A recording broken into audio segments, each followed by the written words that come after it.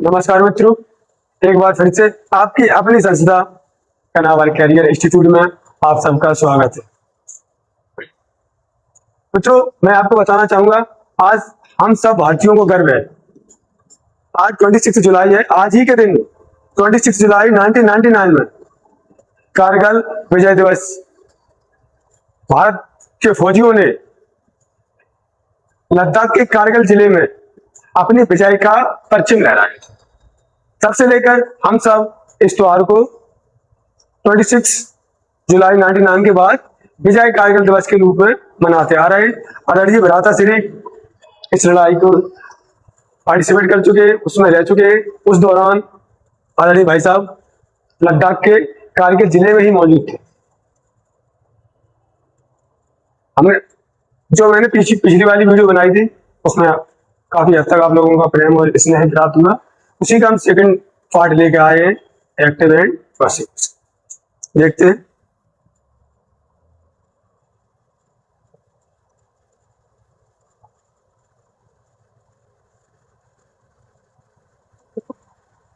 पिछले वीडियो में हम पढ़ चुके थे, वॉइस हमारे आर्टिकल्स के बनते हैं, जिसमें से present indefinite and present continuous हम पढ़ चुके थे। अब उसके बाद की जो क्लास है वो आगे की कंटिन्यू करेंगे।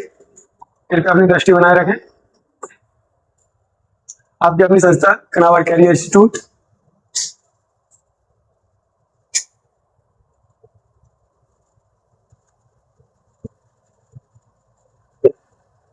तो अगला टेंस हमारा कौन सा है? Present perfect tense. इसकी डेफिनेशन क्या है? It is used to express an action that has just been completed और finished in the recent past. आमतौर पर आपको समझाऊं तो इसका प्रयोग उस कार्य के लिए किया जाता है जो हाल ही में समाप्त हुआ है, रिसेंटली। कोई काम आप जो कर रहे थे, जो अभी रिसेंट में ही आपने फिनिश किया। इसका स्ट्रक्चर है एक्टिव का।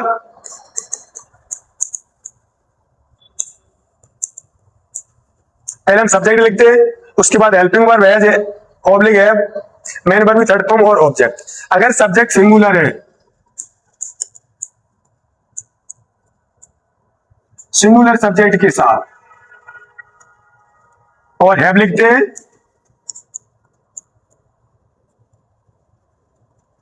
प्लूरल सब्जेक्ट के साथ। अब आप लोग जानते होंगे, जैसे कि ही, सी, इट और वन नेम, ये हमारे सिंगुलर सब्जेक्ट होते हैं। और इनके अलावा जो प्रोनाउन है I, we, you, they and two names, ये हमारे प्लूरल सब्जेक्ट होते हैं। उनके साथ हम प्लूरल वर्ब का यूज करते हैं। Singular subject singular verb and plural subject तो प्लूरल वर्ब। हेल्पिंग वर्ब इसकी एज बता चुके हैं आपको।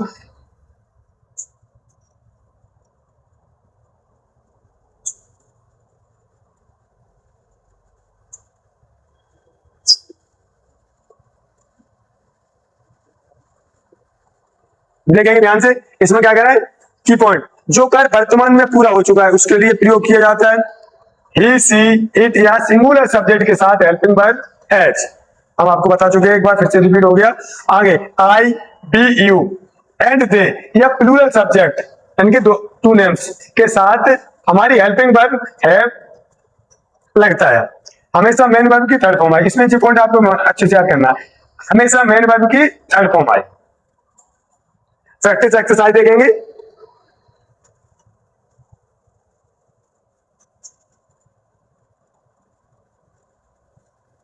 प्रैक्टिस एक्सरसाइज ध्यान करिएगा, जो एक्टिव के स्ट्रक्चर से बना है।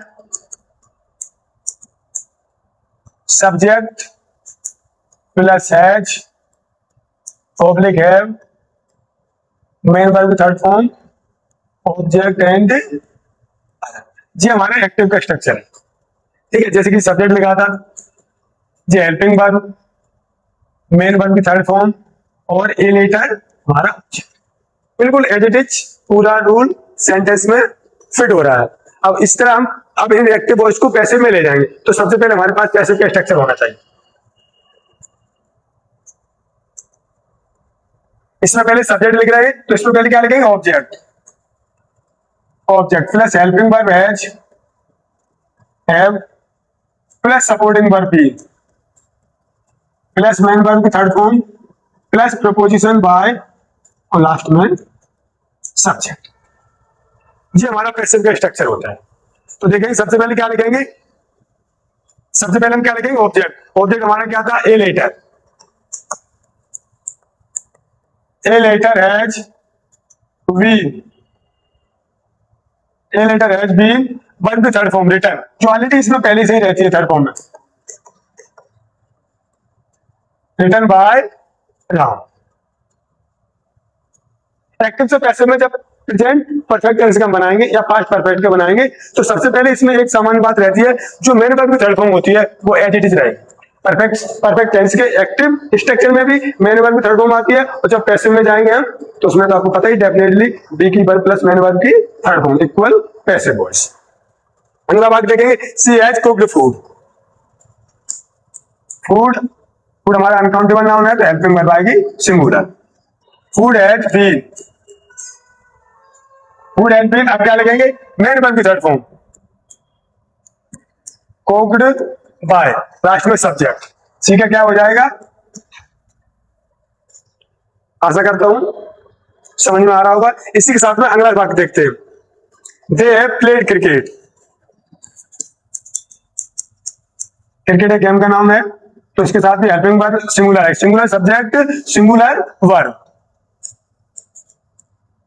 मेन वर्ब की थर्ड फॉर्म देखा थे हम।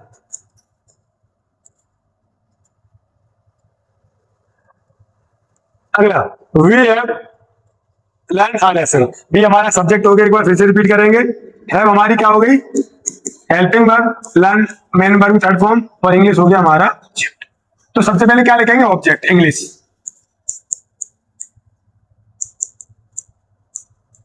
इंग्लिश हैज बीन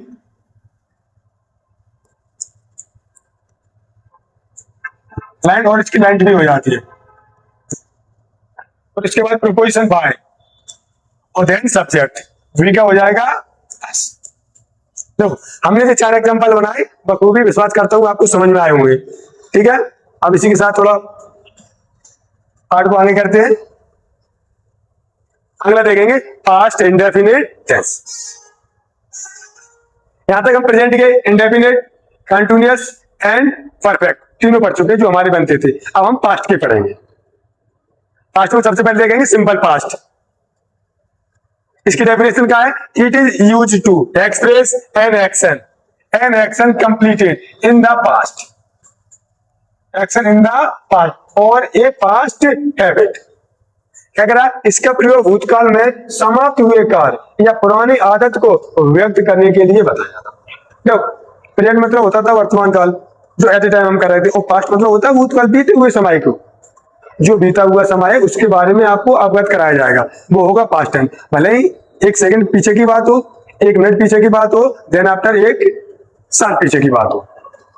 ठीक है, जैसे कि एक बात ध्यान से देखेंगे, जो तो हमारा प्रेजेंट है पॉइंट, हम अभी ऑन द क्लास आपको पढ़ा रहे हैं। ठीक है, इसके आगे की बात करें जो बेटा हो गया हमारा फ्यूचर, क्या हो गया फ्यूचर, और इसके जो प्रेजेंट और इसके पीछे की बात करेंगे जी बेटा पास्ट है, जी क्या जी आ जाएगा हमारा पास्ट, भूतकाल, बीता हुआ समय जिसमें बताया जाता है। प्रेजेंट में जो आप एट ए टाइम उस टाइम कर रहे हैं, एक दिन में भी हो सकता है। अगर हम एक दिन के पीरियड की बात करें तो उसमें भी तीनों करा सकते हैं, प्रेजेंट, पास्ट और फ्यूचर। जैसे कि अभी मैं पढ़ा रहा हूं भाई, अभी सुबह भी हुई थी तो सुबह वाला पीरियड किसमें चला गया, पास्ट में। अभी मैं एट ए टाइम पढ़ा रहा हूं प्रेजेंट, और आगे फिर रात आने वाली है तो ये हमारा क्या हो जाएगा, फ्यूचर हो जाएगा। ठीक है, एट ए टाइम आप चल रहे हैं तो प्रेजेंट है, उसके जस्ट पहले की बात बताई जाए वो पास्ट, और जस्ट उसके आगे की बात बताई जाए वो रहेगा हमारा फ्यूचर। तो देखते हैं, बीते हुए समय को अवगत कराएगा। स्ट्रक्चर इसमें रहेगा सब्जेक्ट प्लस मेन वर्ब की सेकंड फॉर्म और ऑब्जेक्ट। सिर्फ मेन वर्ब की सेकंड फॉर्म हमारी एक ही जगह आती है, ध्यान दीजिएगा। सिर्फ जो मेन वर्ब की, जो वर्ब के कितने फॉर्म होते हैं, हम जो भी वर्ब लिखते हैं हर एक वर्ब के 5 फॉर्म होते हैं, first form, second form, third form, fourth form, इनकी मेन वर्ब की first form plus ING equal fourth form, और फिफ्थ फॉर्म मेन वर्ब की first form plus S, ES and IS, जो सिंगुलर वर्ब बन जाती है। तो हर एक वर्ब के कितने फॉर्म होते हैं, 5 होते हैं। जैसे कि हम देख सकते हैं, जैसे एक वर्ब लिखते हैं आपके सामने, गो, मेन वर्ब की first form, went main verb की second form, gone main verb की third form, going main verb की फर्स्ट फॉर्म प्लस आईएनजी, क्या होगी मेन वर्ब की फोर्थ फॉर्म, गो क्या मेन वर्ब की फर्स्ट फॉर्म प्लस ईएस, ये होगी हमारी मेन वर्ब की फिफ्थ फॉर्म। अब अच्छा थोड़ा यहाँ ध्यान दीजिएगा, जो मेन वर्ब की फर्स्ट फॉर्म होती है जो इसे बोलते हैं बेस फॉर्म, इसे क्या बोलेंगे, इसे बोलेंगे बेस फॉर्म। और बेस फॉर्म हमेशा प्लूरल होती है, ध्यान दीजिएगा, बहुत कम बच्चे जानते हैं। तो जो मेन वर्ब की फर्स्ट फॉर्म होती है वो प्लूरल होती है, base form always plural form.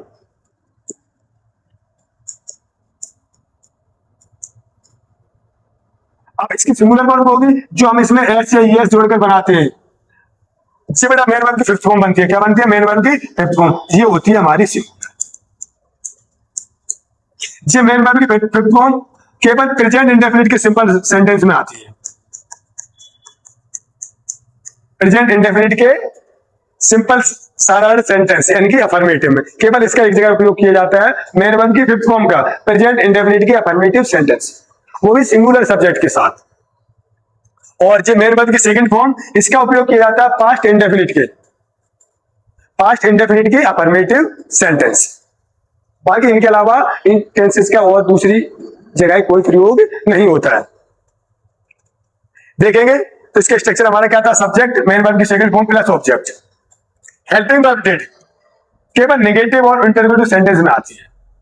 ये हमारा अफर्मेटिव का सेंटेंस है, जब इसका नेगेटिव का सेंटेंस लिखेंगे तो देखो नेगेटिव का स्ट्रक्चर क्या लगा, कितना बढ़ जाता है, ध्यान दीजिएगा। इसमें हम क्या लिख रहे हैं सब्जेक्ट, इसमें भी लिखेंगे सब्जेक्ट प्लस डिड, जिन हमारी क्या हेल्पिंग वर्ब है, प्लस मेन वर्ब की फर्स्ट फॉर्म, उसके बाद ऑब्जेक्ट और अदर, सॉरी नॉट और लिखना था, एक बार ध्यान से देखेंगे, subject plus did plus not plus main verb की फर्स्ट फॉर्म प्लस ऑब्जेक्ट और अदर वर्ड्स। अब देखिएगा जो प्रेजेंट पास्ट इंडेफिनिट का स्ट्रक्चर किसका है, अफर्मेटिव का है, अफर्मेटिव सेंटेंस का जब नेगेटिव सेंटेंस बनाएंगे तो हम क्या लिखेंगे, सब्जेक्ट प्लस डिड क्या हमारी हेल्पिंग वर्ब है, प्लस नॉट एक एडवर्ब होता है, उसके बाद मेन वर्ब की फर्स्ट फॉर्म ऑब्जेक्ट और अदर। याद रखिएगा अफर्मेटिव से जब नेगेटिव में जाओगे तो कितना परिवर्तन हो जाता है, अफर्मेटिव का हमारा स्ट्रक्चर ये है और नेगेटिव का ये है। अगर इस इश्यू को इंटरोगेटिव बताना तो क्या होगा, डिड जो हेल्पिंग वर्ब है वो सब्जेक्ट से पहले आ जाएगी और लास्ट में क्वेश्चन मार्क। आगे क्लास को कंटिन्यू करते हैं, क्या कह रहा पास्ट टाइम जैसे यस्टरडे, लास्ट ईयर, अगो, कार्यों के लिए प्रयोग। आगे अफर्मेटिव सेंटेंस में केवल वर्ब की सेकंड फॉर्म का प्रयोग होता है जो हम आपको बता चुके हैं। आगे क्या कहा, नेगेटिव और इंटरोगेटिव वाक्य में डिड के साथ वर्ब की फर्स्ट फॉर्म का प्रयोग होता है। और लास्ट वाला पॉइंट था हमारा सभी सब्जेक्ट सिंगुलर प्लूरल के साथ हेल्पिंग वर्ब डिड। ध्यान रखिएगा सब्जेक्ट हमारा सिंगुलर हो एंड प्लूरल हो, दोनों जगह हम क्या लिखेंगे,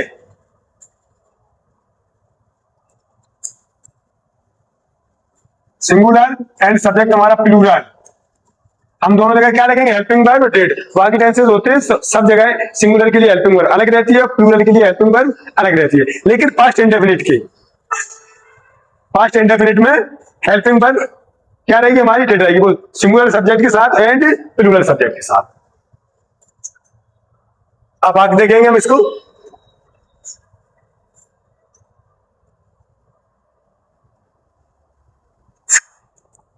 एक्टिव का स्ट्रक्चर एक बार फिर से लिखेंगे, सब्जेक्ट प्लस मेन वर्ब की second form plus object.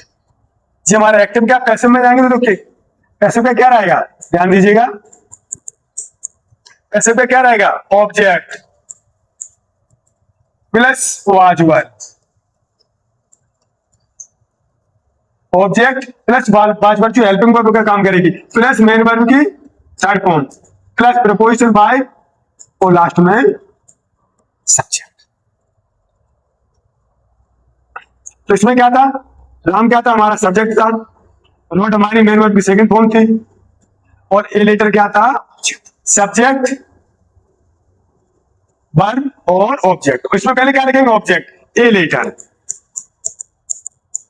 A letter singular subject है, सिंगुलर सब्जेक्ट के साथ हेल्पिंग वर्ब वॉच, और प्लूरल के साथ helping verb were. A letter was verb की third form, return, a letter was return by Ram. अगला देखेंगे, she cooked food, food food was cooked by, she का क्या हो जाएगा, हाँ। अगला वाक्य देखेंगे, बंद कर दिया ना।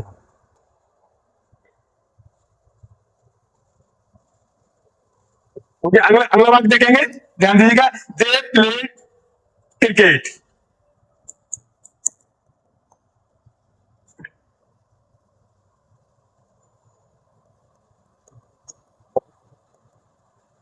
क्रिकेट वाज प्लेड,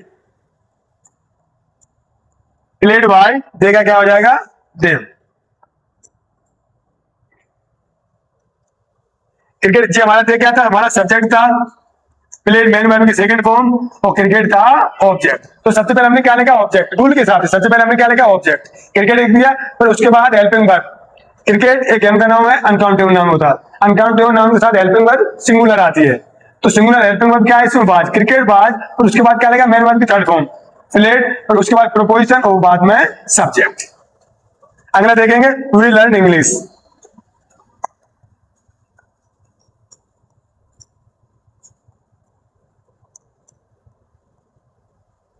बी का हो जाएगा अस।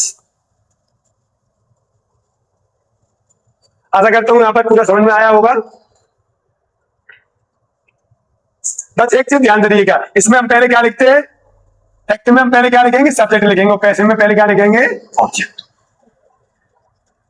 बस इतना ही रहता है, इसमें लिखते हैं subject plus verb plus object active में, और पैसिव में क्या लिखेंगे, ऑब्जेक्ट प्लस वर्ब और बाद में सब्जेक्ट। ये हमारा एक्टिव है और ये पैसिव। केवल सब्जेक्ट और ऑब्जेक्ट अपनी जगह एक्सचेंज कर लेते हैं, बाकी वर्ब सेम रहती है। आगे देखेंगे, पास्ट कंटिन्यूअस। आशा करता हूं क्लास में आपको समझ में आ रहा होगा, तो इसी क्रम को आगे बढ़ाते हुए अगर देखेंगे पास्ट कंटिन्यूअस, इसकी डेफिनेशन देखेंगे, it is used to express an action that was going on और continuing at some time in the past.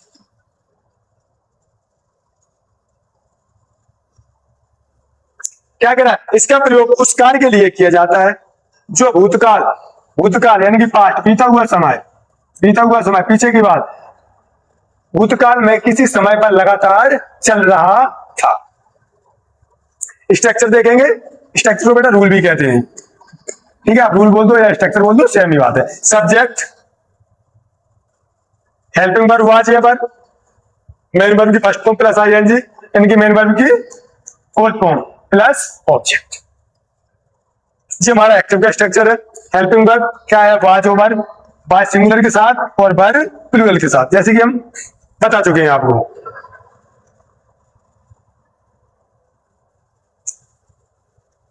लो की पॉइंट इसके ध्यान से देखें, भूतकाल में जारी रहने वाले कार्यों के लिए प्रयोग होता है ही, सी, इट, आई या सिंगुलर सब्जेक्ट के साथ वाज लगता है। यहां एक चीज देखी होगी आप लोग, प्यारे बच्चों, अगर मैं आपसे पूछना चाहूं, अभी तक आपने इतनी क्लास पढ़ते आ रहे थे present indefinite, present continuous and present perfect continuous, जो हम सब्जेक्ट ले रहे थे प्रोनाउन आई। अभी तक हमने पढ़ा था आई हमारा कौन सा सब्जेक्ट होता है, आई एक प्रोनाउन होता है। अभी तक सेंटेंसेस हमने क्या पढ़ा, प्लूरल सब्जेक्ट है, क्या आया जी, प्लूरल सब्जेक्ट होता है। Present indefinite, present continuous, present perfect और present perfect continuous and past indefinite. अभी तक हमने यहां पढ़ा था आई हमारा क्या था, प्लूरल सब्जेक्ट था, क्या था, प्लूरल सब्जेक्ट था। लेकिन जैसे ही हम पास्ट कंटिन्यूअस में आए, जैसे हम पास्ट कंटिन्यूअस में आए तो ध्यान दीजिएगा, आज हमारा सिंगुलर सब्जेक्ट हो जाता है। आज हमारा क्या हो जाता है? सिंगुलर सब्जेक्ट हो जाता है। प्यारे बच्चों, मैं आपसे जानना चाहता हूं, जैसे कि मैंने लिखा आई, हमारा बात क्या है, लिखा हमने आई सब्जेक्ट, इसके बाद हेल्पिंग वर्ब हमें चूज करनी है वाज या वर। तो आप इसमें से क्या बताओगे? 99% बच्चे हमारे यही कहेंगे सर आई प्लूरल सब्जेक्ट है, आई के साथ घर आएगा। लेकिन गलत है, पास्ट कंटिन्यूअस में आई सिंगुलर सब्जेक्ट हो जाता है, केवल only for past continuous tense. तो आई के साथ हम ध्यान नहीं क्या लिखेंगे? वाज लिखेंगे। इस बात को बहुत अच्छे से हाईलाइट करके लिख लीजिएगा। आगे वी यू दे या प्लूरल सब्जेक्ट के साथ हम क्या लिखेंगे? वर लिखेंगे। आगे मेन वर्ब की फर्स्ट फॉर्म में आई एन जी लगती है।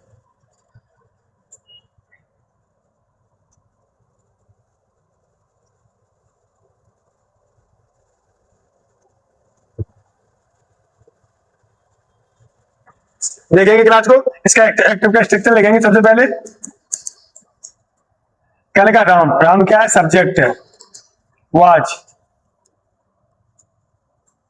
हेल्पिंग वर्ब, सिंगुलर सब्जेक्ट के साथ, verb helping verb plural subject के साथ, प्लस मेन वर्ब की फर्स्ट फॉर्म और आईएच, प्लस ऑब्जेक्ट। और ये हमारा एक्टिव का स्ट्रक्चर था। हमें किस में भाग बनाने? पैसिव में बनाने। किस में बनाने? पैसिव में।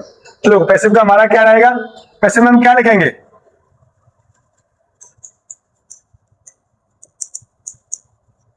इसमें क्या लिख रहे थे? सब्जेक्ट। यहां से देखेंगे, इसमें क्या लिख रहे थे? सब्जेक्ट। इसमें क्या लिखेंगे? Object. Object plus helping verb was या वर प्लस बी की वर्ब प्लस मेन वर्ब की थर्ड फॉर्म प्लस प्रोपोजिशन और देन सब्जेक्ट। ध्यान दीजिएगा, इसमें क्या लिखेंगे? सब्जेक्ट हेल्पिंग वर्ब वाज या वर, वाज सिंगुलर के साथ, वर प्लूरल के साथ, प्लस बी की verb B E I N G, plus main verb की थर्ड फॉर्म, पैसिव है तो मेन वर्ब की थर्ड फॉर्म, प्लस प्रोपोजिशन। हमने प्रोपोजिशन यहाँ क्यों लगा? क्योंकि हर जगह प्रोपोजिशन बाई नहीं आता। याद रखिएगा इस बात को भी, एक्टिव से जब पैसिव में जाते हैं तो हर जगह प्रोपोजिशन बाई नहीं लिखते। 99% लिखा जाता है। 1% ऐसे केसेस भी है जो बाई के अलावा अन्य प्रोपोजिशन का भी हम उपयोग करते हैं। और उसके बाद सब्जेक्ट, जी कहता है Ram was writing a letter. तो सबसे पहले क्या लिखेंगे? ऑब्जेक्ट। ऑब्जेक्ट क्या है? राम। सॉरी, ऑब्जेक्ट क्या हमारा? A letter. राम क्या हमारा? सब्जेक्ट है। वाज क्या हमारी? हेल्पिंग वर्ब है। और राइटिंग क्या? मेन वर्ब की fourth form. Subject, helping verb, main verb और ऑब्जेक्ट, सारी चीजें हमें मिल गई। अब केवल हमें लिखना है। तो सबसे पहले कहां शुरुआत करेंगे? ए लेटर, यानी कि ऑब्जेक्ट ए लेटर। अब इसके बाद क्या लिखेंगे? तो क्या हो गया हमारा? ऑब्जेक्ट हो गया ए लेटर। इसके बाद क्या लिखेंगे? Helping verb. Helping verb was a letter, helping verb was plus be की वर्ब प्लस मेन वर्ब की third form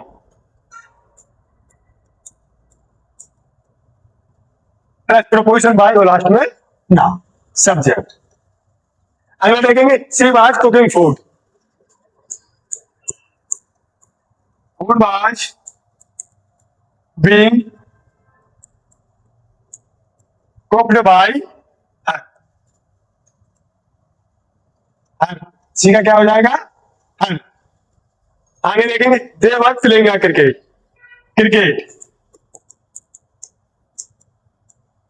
cricket was being. अपन क्या इसमें प्ले, यहां मेन वर्ब की फोर्थ फॉर्म और यहां कौन सी लिखनी है? मेन वर्ब की थर्ड फॉर्म। प्रोपोजिशन बाद में सब्जेक्ट। देखा क्या हो जाएगा?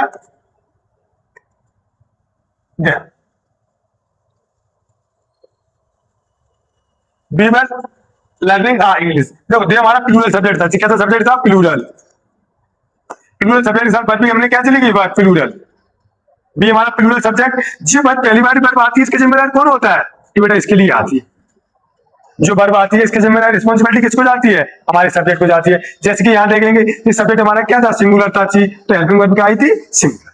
यानी कि जो सब्जेक्ट के बाद वर्ब आती है उसके जिम्मेदार, उसकी रिस्पॉन्सिबिलिटी सब्जेक्ट को जाती है। एंड सब्जेक्ट के अकॉर्डिंग लिखी जाती है। आगे लिखेंगे इंग्लिश ऑब्जेक्ट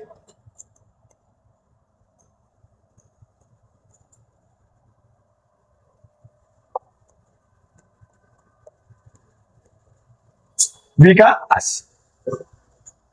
इस बात करता हूं जितनी भी क्लास में आपकी उपस्थिति है आपको बराबर समझ में आ रहा होगा, इसी तरह आता रहेगा। क्लास को और कंटिन्यू करते हैं।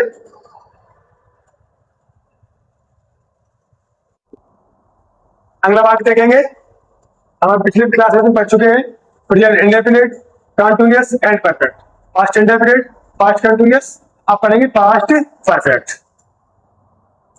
नंबर 6,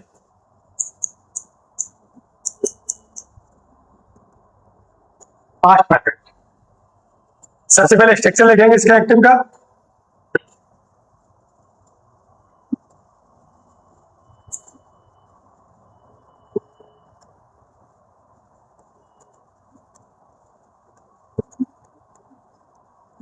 क्या लिखते हैं? सब्जेक्ट एंड मेन वर्ब की थर्ड फॉर्म, ऑब्जेक्ट और अदर वर्ब। ये हमारा एक्टिव का स्ट्रक्चर हो गया। अब पैसिव का स्ट्रक्चर क्या होगा? में क्या लिखेंगे? इसमें पहले सब्जेक्ट लिखना है, पैसिव में पहले लिखेंगे object, object plus head, head उसके बाद बी, मेन वर्ब की थर्ड फॉर्म प्लस प्रोपोजिशन और उसके बाद सब्जेक्ट। ये हमारा एक्टिव का स्ट्रक्चर है और ये हमारा पैसिव का स्ट्रक्चर। चलो एग्जांपल लेंगे। पहला हमारा देखें, पहला वाला एग्जांपल बोलेंगे, Radha had taken a tea. Radha had taken a tea. Radha subject है, had helping, taken main verb third form है, ए आर्टिकल है और टी ऑब्जेक्ट है। तो एक्टिव से हो गया हमारा। पैसिव में बनाएंगे इसको। तो पैसिव में पहले क्या लिखेंगे? Object A T, passive A T had be taken by Radha. दूसरा वाला भाग देखेंगे इसी तरह। दूसरा वाला क्या लिखेंगे? I, I had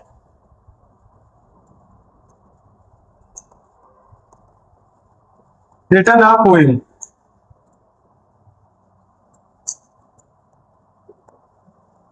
I had written a poem. अब देखो एक्टिव से पैसिव में बनाएंगे, क्या लिखेंगे? A poem had been written by, I का क्या हो जाएगा? मी। इसी तरह अगला बात और देखेंगे।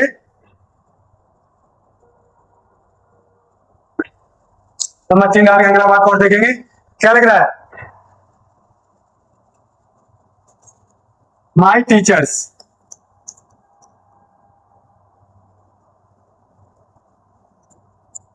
had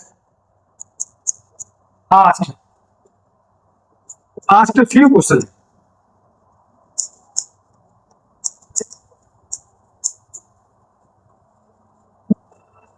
ऐसे में क्या लिखेंगे? asked a few questions।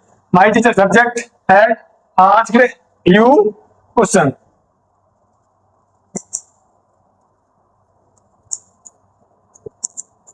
few question had been asked by my teacher।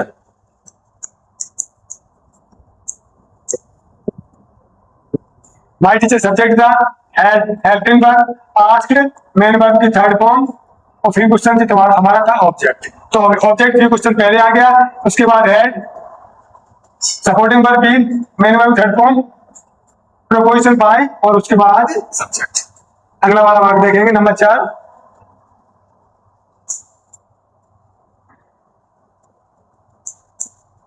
Your mother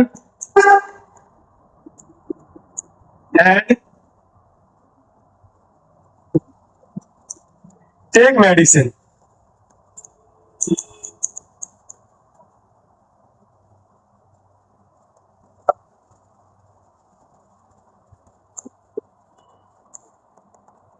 medicine had been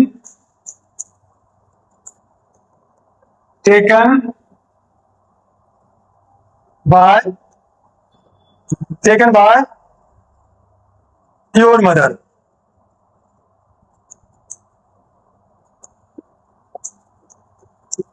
That's right। यहां तक आपके हो गए प्रेजेंट एंड पास्ट, 3 प्रेजेंट के और 3 पास्ट के, यानी कि 6 हुआ है, कंप्लीट हुआ है। अब आपको नेक्स्ट क्लास में मिलेंगे फ्यूचर। Thank you. नंबर 6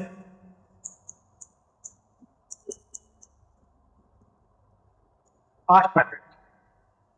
सबसे पहले स्ट्रक्चर लिखेंगे इसका एक्टिव का।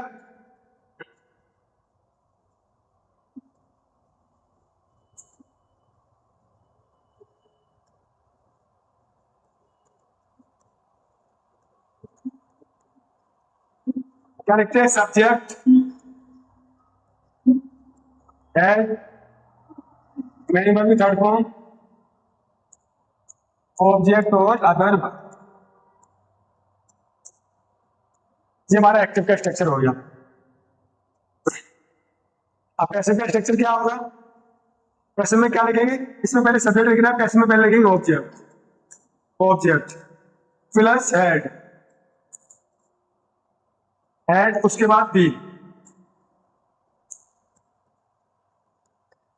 मेन वर्ब की थर्ड फॉर्म प्लस प्रोपोजिशन और उसके बाद सब्जेक्ट। ये हमारा एक्टिव का स्ट्रक्चर है और ये हमारा पैसिव का स्ट्रक्चर। चलो एग्जांपल लेंगे। पहला वाला देखें, पहला वाला एग्जांपल बोलेंगे, Radha had taken a tea. Radha had taken a tea. Radha subject है, had helping subject, taken main verb third form है, ए आर्टिकल है और टी ऑब्जेक्ट। तो एक्टिव से हो गया हमारा। पैसिव में बनाएंगे इसको। तो पैसिव में पहले क्या लिखेंगे? Object A T, passive A T had be taken by Radha. दूसरा वाला भाग देखेंगे इसी तरह। दूसरा वाला क्या लिखेंगे? I had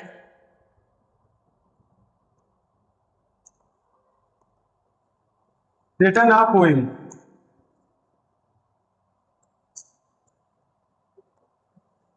I had written a poem. अब देखो एक्टिव से पैसिव में बनाएंगे, क्या लिखेंगे? A poem had been written by, I का क्या हो जाएगा? मी। इसी तरह अगला बात और देखेंगे।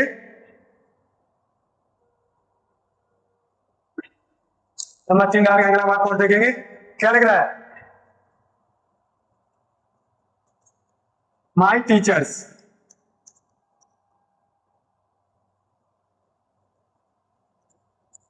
had asked a few questions।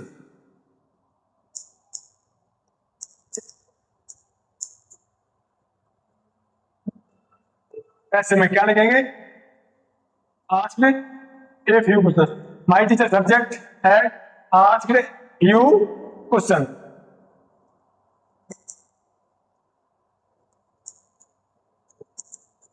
few question had been asked by my teacher।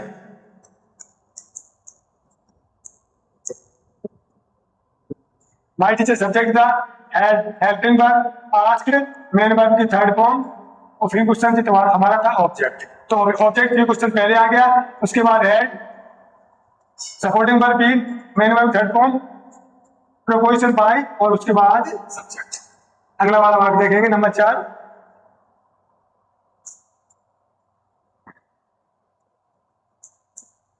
Your mother and take medicine.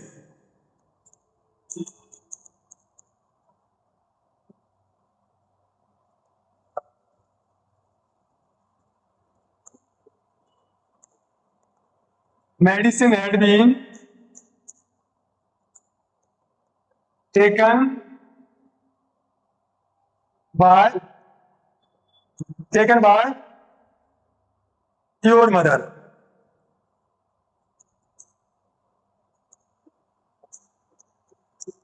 That's right. यहां तक आपके हो गए प्रेजेंट एंड पास्ट। 3 प्रेजेंट के और 3 पास्ट के, यानी कि 6 हुआ है कंप्लीट हुआ है। अब आपको नेक्स्ट क्लास में मिलेंगे फ्यूचर। Thank you.